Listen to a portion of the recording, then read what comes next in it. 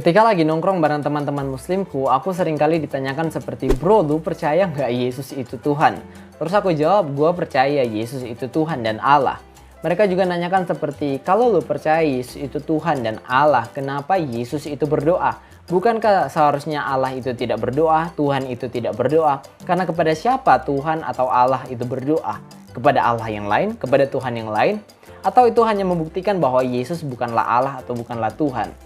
Nah, pada video kali ini aku pengen jelaskan kepada kalian mengapa Yesus berdoa.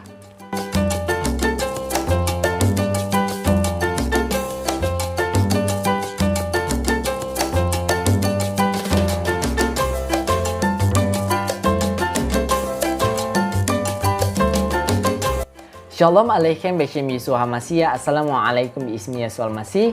Halo, kenalin namaku Enrico Torolaki. Aku seorang YouTuber apologet Kristen yang siap untuk membela iman kita.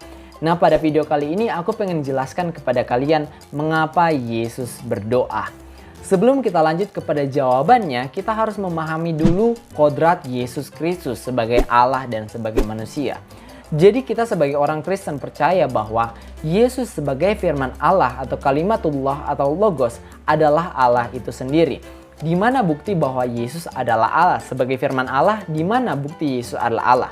Dalam Yohanes 1 ayat 1 dikatakan, "En arche en hologos, kai hologos en proston theon, kai theos en hologos."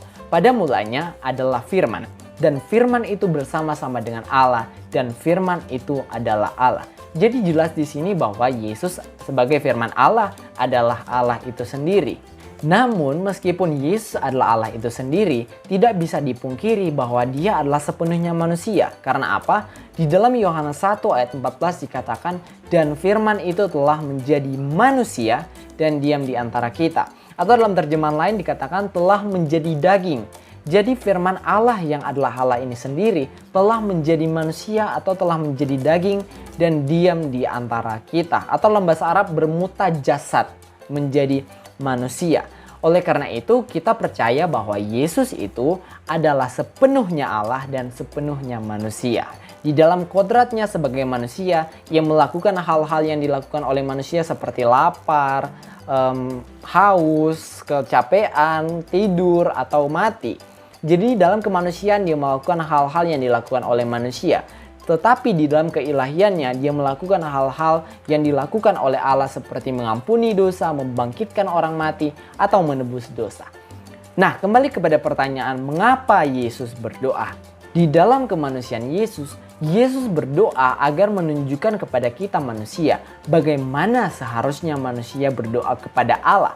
Jadi Yesus berdoa supaya menjadi teladan bagi kita umat Kristen dan semua manusia bagaimana seharusnya manusia itu berdoa. Tetapi di dalam keilahian, Yesus Kristus semata-mata hanya berkomunikasi dengan pribadi Sang Bapa, di mana Yesus Kristus adalah salah satu pribadi dari Tritunggal. Kalau teman-teman belum mengerti tentang Tritunggal, teman-teman boleh klik video yang di sini supaya teman-teman boleh paham dulu dan bisa mengerti penjelasan berikut.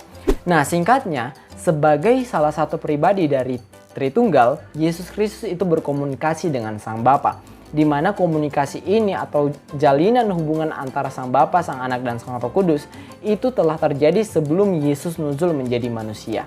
Oleh karena itu, itulah dua alasan mengapa Yesus berdoa. Yang pertama adalah sebagai teladan bagi kita umat manusia bagaimana harusnya kita berdoa. Dan yang kedua adalah sebagai komunikasi antara Sang Bapa dan Sang Anak. Sampai di sini penjelasanku, aku harap penjelasanku jelas dan bisa menjawab mengapa Yesus berdoa. Shalom Aleichem Beshem Yeshua HaMashiach. Assalamualaikum Bismi Yeshua Masih.